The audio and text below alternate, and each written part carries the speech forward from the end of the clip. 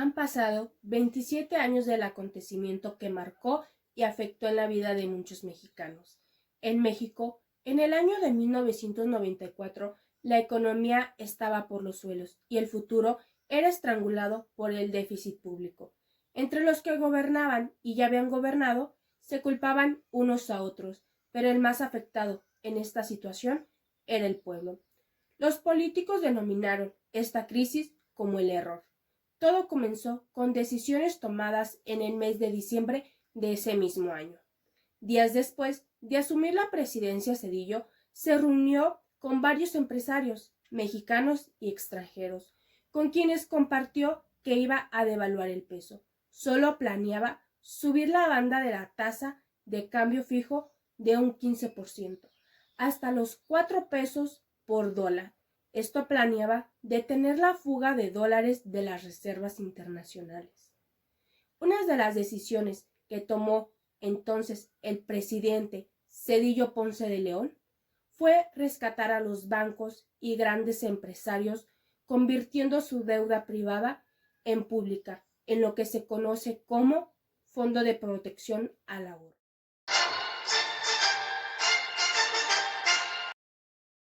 Antes del estallido de la crisis, México ya registraba bajas tasas de crecimiento. Para reducir la deuda externa y mantener controlada la inflación, el país tuvo que conformarse con un escaso crecimiento en los años anteriores. Las actuales estructuras económicas y financieras son en gran medida el resultado de intenso proceso de reformas liberales, iniciado en los años 80. Tras la crisis de 1982, el esquema de sustitución de importaciones con un papel activo del Estado fue reemplazado por una política de liberación, cuyo objeto era convertir las exportaciones y la inversión privada en el principal motor del crecimiento. Desde entonces, todos los presidentes eliminaron subvenciones, privatizaron empresas estatales, redujeron la inversión del Estado y liberalizaron el comercio.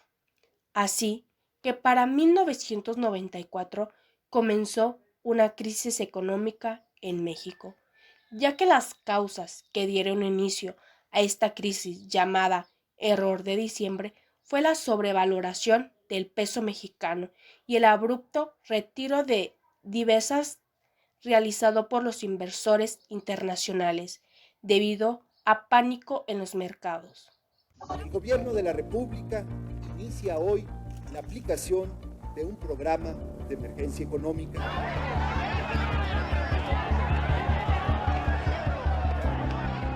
Yo creo que lo que ocurrió es que el ajuste se tenía que hacer, pero se fue posponiendo. El tipo de cambio se fue a las nubes, las tasas de interés se fueron a las nubes y tuvimos una crisis enorme. Y presenta una baja de 168, esto es el 8.02% menos en relación al día de ayer. Las principales consecuencias que provocó esta crisis fueron la devaluación del peso, la inflación, especialmente con el aumento de precios y tasas de intereses. Las familias perdieron su patrimonio y las empresas quebraron, incrementando la pobreza, el desempleo y las injusticias económicas. La deuda externa creció y será liquidada hasta el 2070. A raíz del cobro de intereses sobre intereses, se crearon leyes civiles y de comercio que regulen este fenómeno. Actualmente tenemos como presidente a una persona que se negó en aquel entonces al rescate de bancos y grandes empresas. México aprendió dos grandes lecciones. No es recomendable depender del capital extranjero y que el déficit de cuenta corriente debe ser totalmente financiado por la inversión extranjera directa. México enfrenta un serio problema económico que irremediablemente afectará los niveles de vida de la población y exigirá de todos un esfuerzo adicional. La crisis se gestó por decisiones que se tomaron a partir de diciembre de ese año. Se le llama el error de diciembre, por un desencuentro que hubo entre el presidente saliente y el presidente. El FOBAPROA es el Fondo Bancario de Protección al Ahorro. Básicamente, se trataba de un fondo que se utilizaría en caso de que existiera una crisis financiera en México que pusiera en peligro la liquidez de los bancos, es decir, su capacidad de tener dinero disponible. Esto es sumamente importante para un banco, porque si no tiene liquidez, los ahorradores no pueden sacar su dinero y entonces se crea un pánico entre la gente que provoca más y más problemas. Como México ya se había enfrentado a algunas crisis financieras en décadas pasadas que había puesto en peligro la liquidez de los bancos, se creó el FOBAPROA, con el objetivo de que en caso de emergencia se utilizaría este fondo para comprar las deudas de los bancos y otorgarles capital. Así se mantendrían a salvo su liquidez y el dinero de los ahorradores. El FOBAPROA fue creado en 1990 por el gobierno de Carlos Salinas de Gortari. Después, en 1994, llega la crisis económica más grave de la historia moderna de México. Se disparan las tasas de intereses y el tipo de cambio y la mayoría de los créditos se vuelven impagables. Esto puso en riesgo la liquidez de los bancos y es cuando el presidente de ese entonces, Ernesto Zedillo, decidió activar este fondo en 1995. Esta es la forma en la que el gobierno mexicano terminó comprando la deuda de los bancos por 552,000 millones de pesos. Durante el gobierno de Carlos Salinas y dada la inflación provocada por las constantes devaluaciones del peso, se creó el nuevo peso. En él se eliminaban 3 ceros a la moneda. El dólar pasó de costar 3,000 pesos a 3 pesos. Una evaluada inflación por la emisión de dinero no respaldado mediante el PIB y las reservas internacionales, el endeudamiento del gobierno y el aumento del gasto público. La crisis provocó que muchas personas tuvieran que trabajar en la calle. El 20 de diciembre de 1994, el gobierno mexicano decidió devaluar el peso 15% en un régimen de tipo de cambio relativamente controlado. El dólar pasó de 3.46 a 4.99, un alza de 44%. La devaluación fue de 28%, un promedio de 5% al año. El presidente electo, Ernesto Zedillo, me pidió una reunión que se celebró en esta biblioteca donde estamos sentados en este momento. ¿Qué me propuso el presidente electo? Creo que es conveniente devaluar porque el peso está sobrevaluado. La crisis de diciembre de 1994 no solo afectó a México, sino que además repercutió en otros países latinoamericanos, provocando lo que se llama el efecto tequila, el cual causó mucha inquietud, pues hasta entonces México había sido considerado la puerta de entrada al mercado de Estados Unidos. A causa de estos, muchos extranjeros retiraron sus inversiones, agravando los efectos de la crisis. Durante esos años, México tuvo una economía con déficit. Esto se financió en el pasado gracias al dinero de inversionistas extranjeros, pero por el temor provocado por la inestabilidad que los acontecimientos de esos años provocaron, que muchos de los inversionistas nacionales y extranjeros sacaran su dinero del país a finales de 1994 para invertirlo en otro país.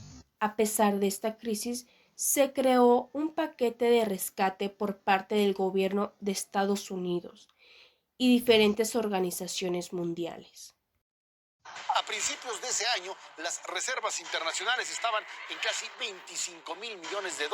When we discussed NAFTA some 20, 25 years ago, remember NAFTA was negotiated by President Bush, and then it was inherited by President Clinton, and it was very controversial in the election of 1992.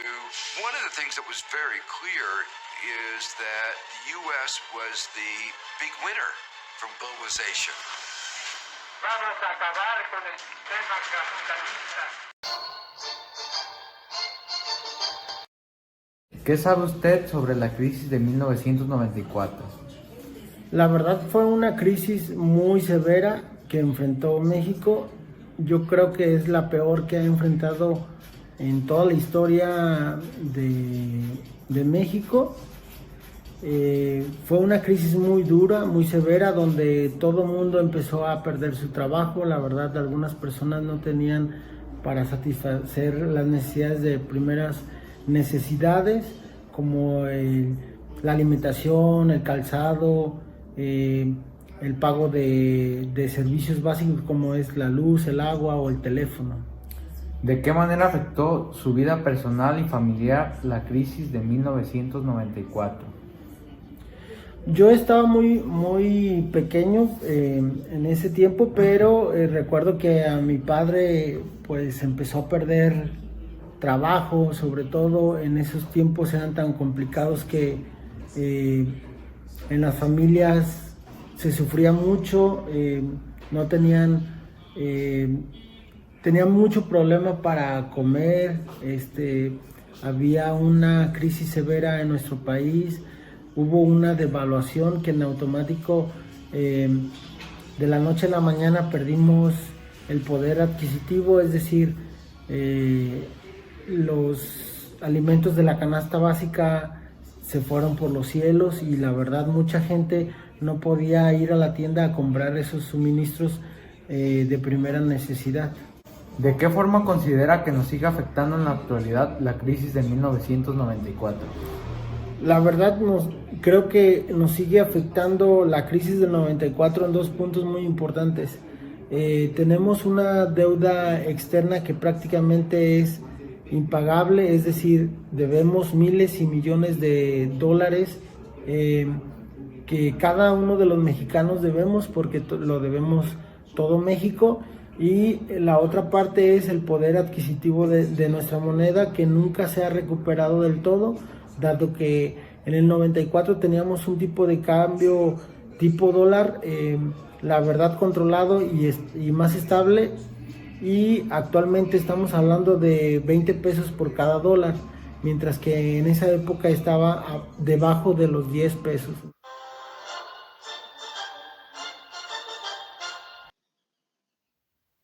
El anatocismo es un término que se encuentra en la doctrina, pero no en el sistema jurídico mexicano. La Suprema Corte de Justicia de la Nación nos hace referencia al anatocismo en la legislación civil y de comercio. De acuerdo al artículo 2397 del Código Civil para el Distrito Federal en materia, las partes no pueden bajo pena de nulidad convertir de antemano que los intereses se capitalicen y que produzcan intereses. Al igual que en el artículo 363 del Código de Comercio, previene que los intereses vencidos y no pagados no devagarán intereses. En el derecho positivo mexicano no existe como tal la palabra anatocismo, sino intereses sobre intereses, ya que está totalmente prohibido por ambas leyes.